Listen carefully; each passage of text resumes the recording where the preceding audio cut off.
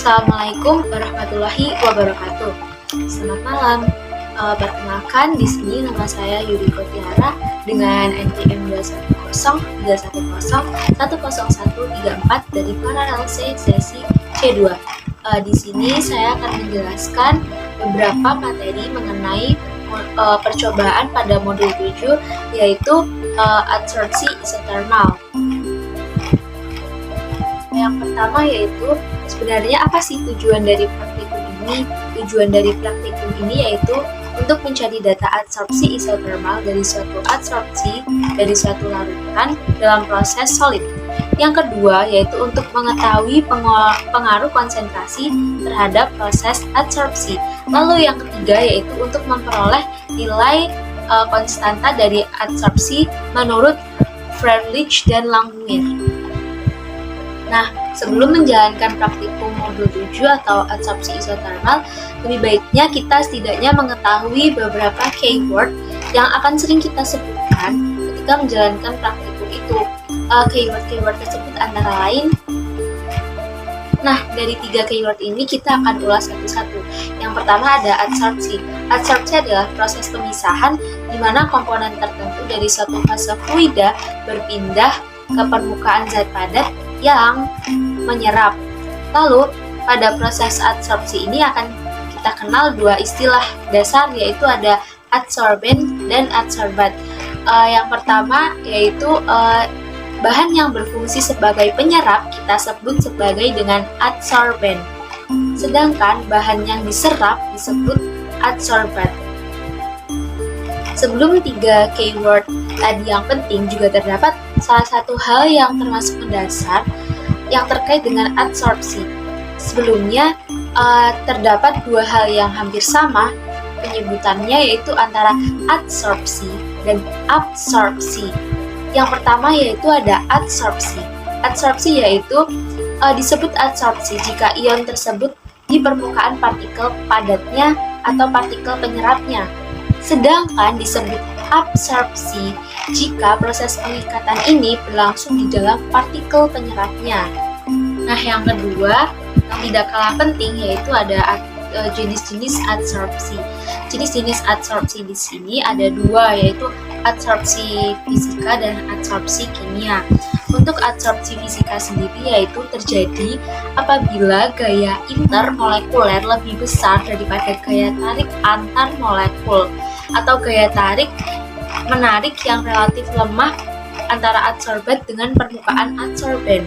Untuk adsorpsi kimia yaitu terjadi karena adanya pertukaran atau pemakaian bersama elektron antara molekul adsorbat dengan permukaan adsorben, sehingga terjadi reaksi kimia.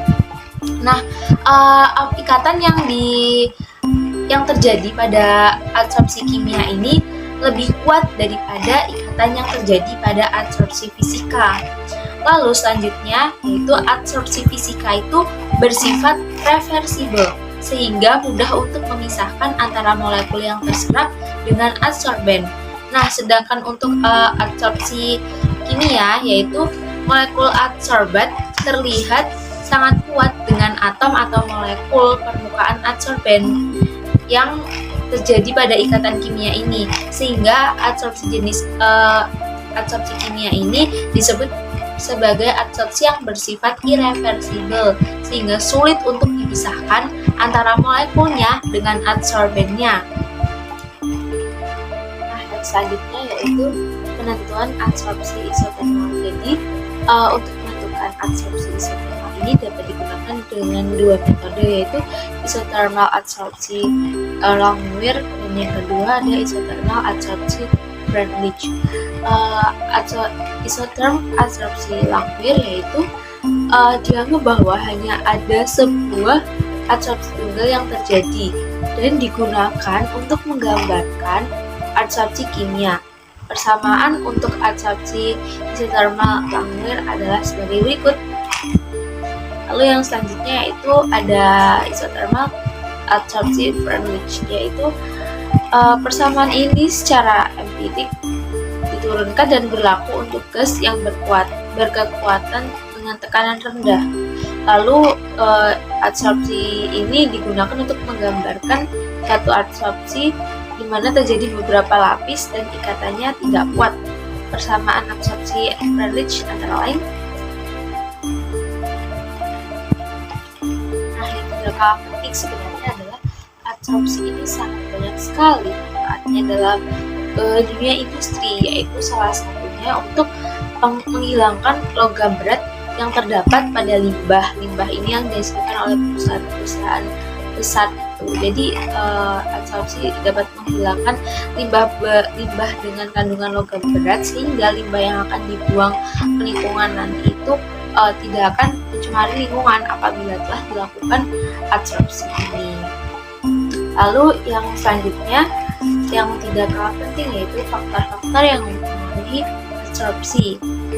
Yang pertama yaitu ada waktu kontak, luas permukaan, larutan adsorbat, ukuran molekul, temperatur, dan derajat keasaman atau pH.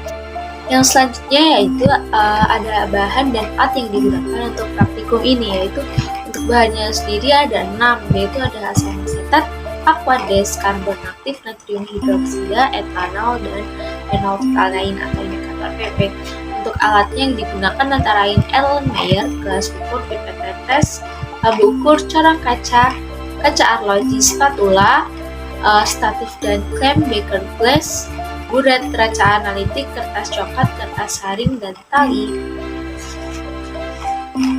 Lalu yaitu ada tahapan atau prosedur yang harus dilakukan. Yang pertama adalah menyiapkan 6 buah Erlenmeyer, lalu kita bersihkan dan keringkan agar nanti larutan yang dimasukkan itu tidak terpengaruhi oleh zat yang ada pada Erlenmeyer ini. Jadi harus dibersihkan terlebih dahulu. Lalu yang selanjutnya buat larutan asam asetat dengan konsentrasi N/2 sebanyak 100 ml. Yang selanjutnya menitrasi 10 ml asam asetat N/2 dengan natrium hidroksida 0,1 N dan tambahkan indikator PP di Erlenmeyer untuk standarisasi larutan asetat N/2.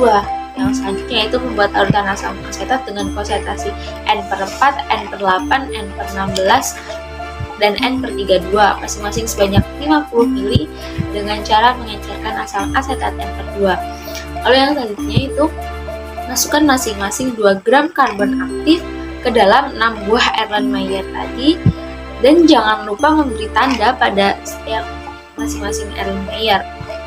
Yang selanjutnya itu pada setiap Erlenmeyer masukkan 50 ml larutan asam asetat dengan konsentrasi yang berbeda-beda. Nah, jadi tadi tuh Erlenmeyernya tuh diberi tanda dengan konsentrasi yang berbeda-beda ini. Lalu tutup semua Erlenmeyer dan kemudian kocok secara periodik selama 1 jam untuk mencapai kesetimbangan. Nah, yang selanjutnya yaitu setelah keseimbangan tercapai, masing-masing larutan disaring dengan menggunakan kertas saring. Sebelum melakukan titrasi, tambahi 2 tetes indikator PP di Erlenmeyer yang diisi filtrat, lalu dititrasi 10 ml asam asetat N/2, N/4, N/8, N/16, dan N/32 dengan menggunakan natrium hidroksida 0,1 N sehingga konsentrasinya dapat dihitung dari konsentrasi asam asetat yang telah distandarisasi. Untuk penjelasannya kurang lebih begitu. Apabila ada salah dan saya mohon maaf. Wassalamualaikum warahmatullahi wabarakatuh.